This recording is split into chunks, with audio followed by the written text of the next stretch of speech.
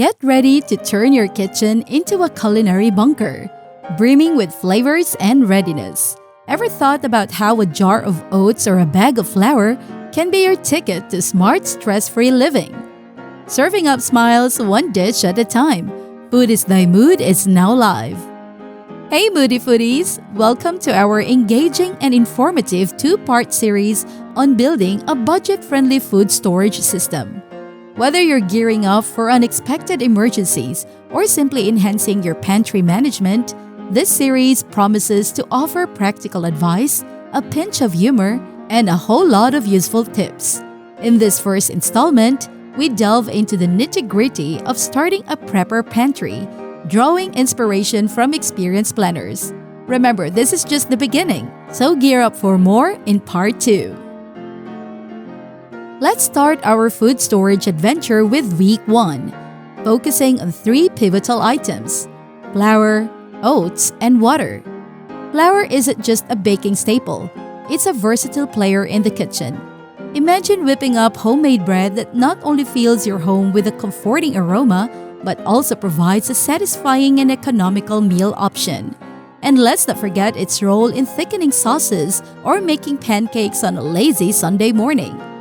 Oats, on the other hand, are a powerhouse of nutrition and versatility. Rolled oats can be transformed into a warming breakfast, a batch of chewy oatmeal cookies, or even a crumbly topping for a fruit crumble. They're a perfect example of how simple ingredients can be turned into a variety of dishes. Water, the essence of life, completes our first week's list. It's essential not just for hydration but also for cooking and maintaining hygiene. Ever tried cooking pasta without water? What? Bro, what are you talking about, man? Not a pleasant experience, trust me. And speaking of preparing for the unexpected, let's take a moment to remember the great toilet paper shortage of the COVID-19 pandemic. Who would have thought that TP would become the hottest commodity of 2020? It was a classic example of how quickly everyday items can become scarce in emergency situations.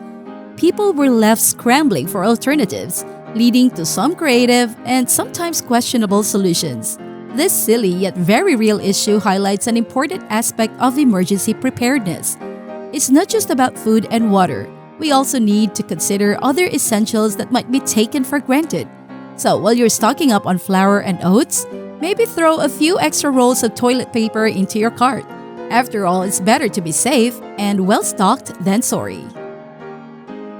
In Week 2, we introduce rice and beans, the dynamic duo of food shortage. White rice, with its longer shelf life compared to brown rice, becomes a blank canvas for culinary creativity. From a simple side dish to the base of a hearty casserole, rice is a global staple for a reason. Beans add the much-needed protein and fiber to our pantry. The variety is astounding, from black beans for a Mexican-inspired dish to chickpeas for a homemade hummus.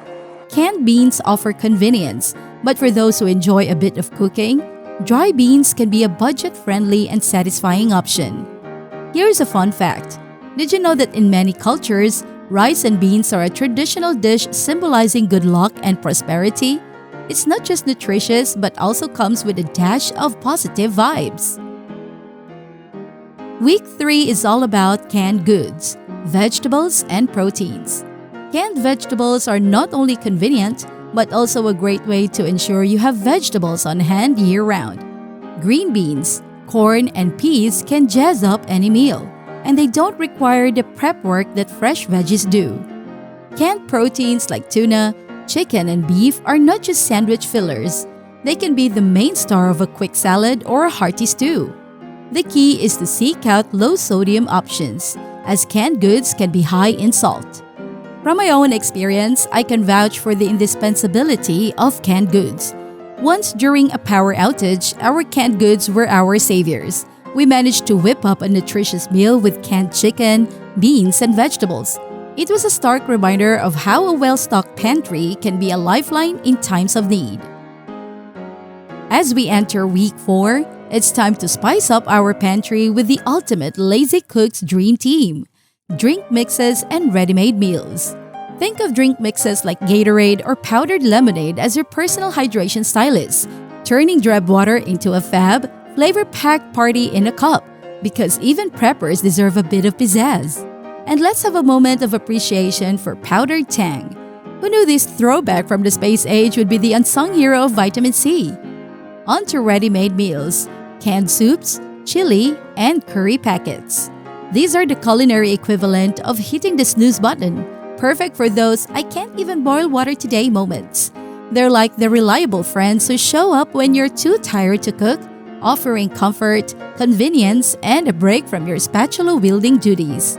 Remember, in the world of food storage, every can is a can-do.